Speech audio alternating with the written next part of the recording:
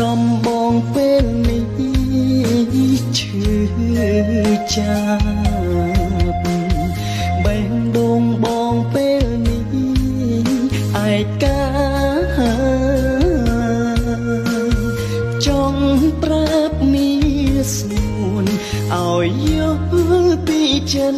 ដា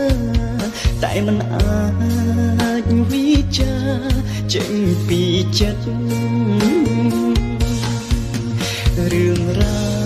វខ្លាំងលាក់ទុកក្នុងចិត្តចង់សារភាពប្រាប់ស្រមិតថាបងឈឺចាំតើគួរនិយាយយ៉ាងណាមិនហ៊ានស្ដីមិនហ៊ានសារស័ព្ទបានត្រឹមឈឺចាប់ពួនតូចចិត្តតែម្នាក់ឯង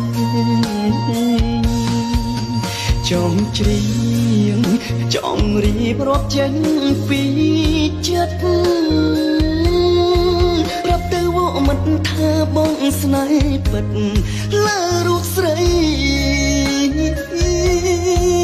បងតូចចិត្តពេលអូនចា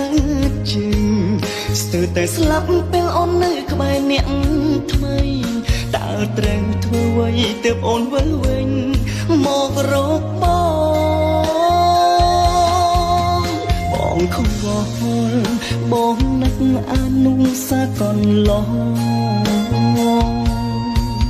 ប្រឹងសំដែងប្រាប់នួនល្អងក្រែងអូនស្រណោ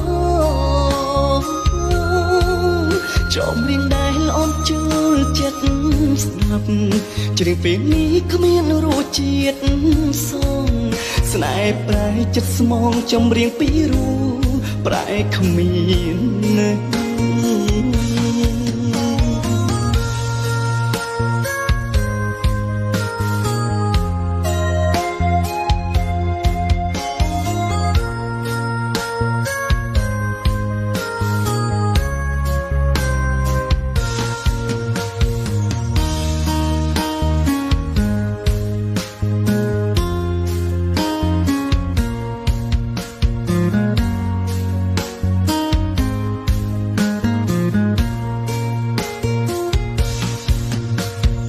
អារម្មណ៍បងពេលនេះ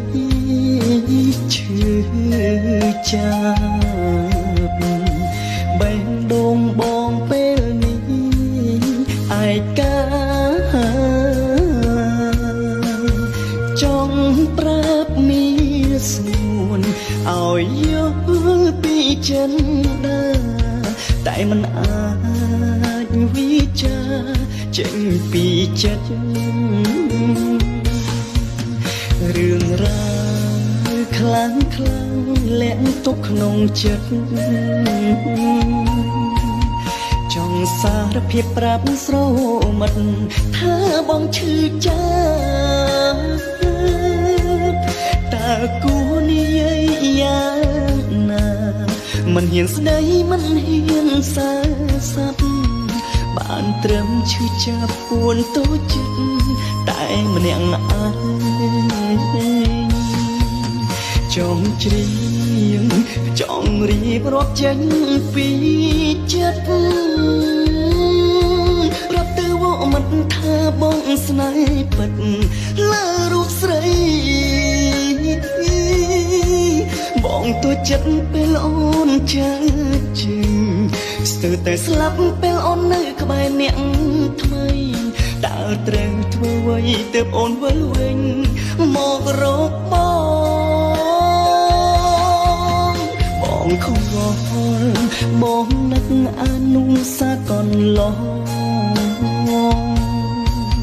ប្រឹងសំដែងប្រាប់នួនល្អងក្រែងអូនស្រណោចំរៀងដែលអូនចូលចិត្តស្ដាប់ច្រៀងពេលនេះគ្មានរសជាតិសងស្នេហ៍ប្រែចិត្តស្មងចំរៀងពីរូប្រែគ្មានណា